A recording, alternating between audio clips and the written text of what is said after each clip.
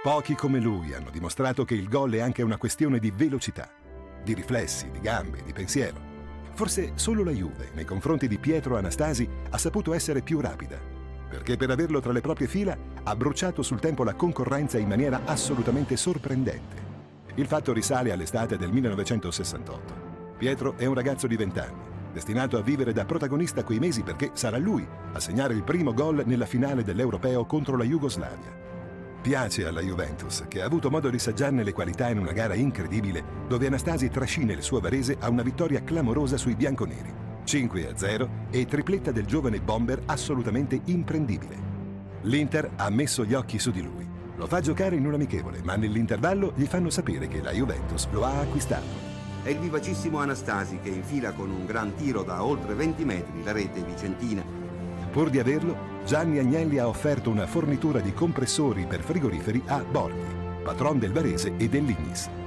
Per Pietro è la realizzazione di un sogno. Lui, catanese juventino dalla nascita. Il passo per diventare un idolo del popolo bianconero è breve. I siciliani presenti in Curva Filadelfia vedono in lui il simbolo della loro integrazione a Torino e a suon di gol fa innamorare talmente la gente che nei distinti centrali compare uno striscione eloquente: Anastasi Pelé Bianco. Petruzzo, come viene ribattezzato, trascorre 8 stagioni alla corte della vecchia signora.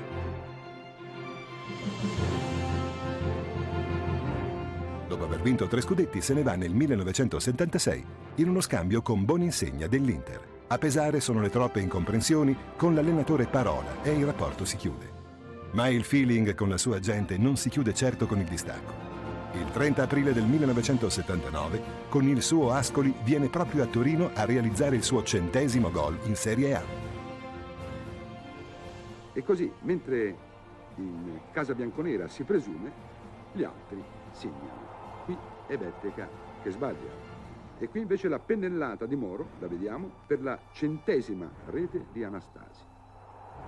Eccola. Una festa tra vecchi amici dopo 8 minuti di gioco.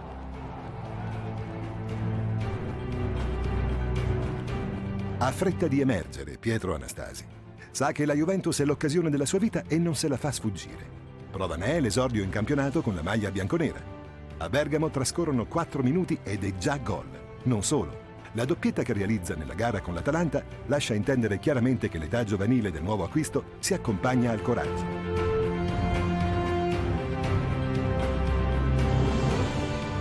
Pietro è tutto istinto, sente il gol, lo tenta anche in condizioni difficili.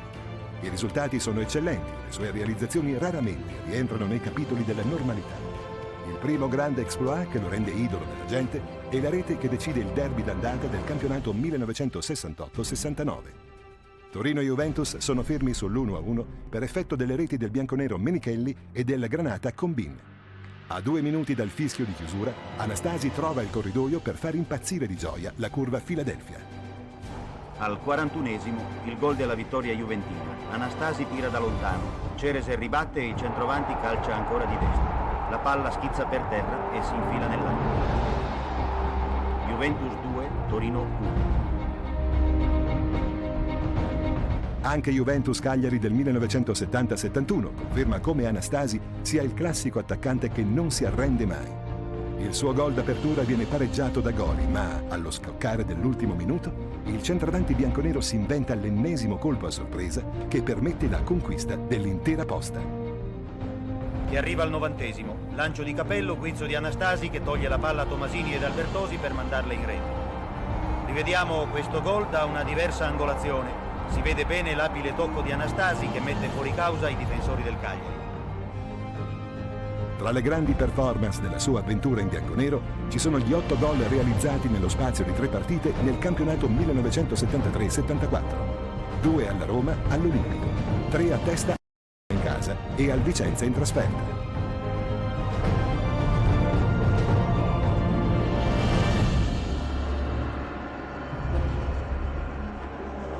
È un anticipo di ciò che succederà la stagione successiva, quando già Anastasi non condivide alcune esclusioni decise dall'allenatore Parola. In Juventus Lazio, Pietro si prende la sua grande rivincita personale, entrando a gara in corso e inventandosi una tripletta nel ristretto giro di 5 minuti. Un'impresa da record incredibile. Di tutto rilievo oggi nella Juve la prova di Furino, di Causio, di Morini e di Cucuretto, mentre un capitolo a parte tocca ad Anastasi, che è entrato in lizza al 25esimo della ripresa, ha siglato 3 reti, una dopo l'altra, una più bella dell'altra, nel giro di 4 minuti. Un'impresa che nella nostra memoria non ha riscontro. Al 25esimo entra Anastasi ed esce Bettega. Poco dopo c'è uno scambio Chinaglia d'Amico, che pressato da Capello tira fuori. 4 minuti dopo c'è un ottimo spunto di Causio sulla linea laterale. Causio si libera di Badiani e centra basso. Anastasi mette a segno di collo destro. Juventus 2, Lazio 0. 41esimo, corner di Causio per Capello che centra, deviazione volante di Anastasi e rete imparabile. 43esimo, caparbia azione di Viola che riconquista la palla su Rececconi. Controlla e calibra un pallonetto che coglie la traversa. Anastasi riprende di testa e centra il palo, poi con secco destro infila Pulici.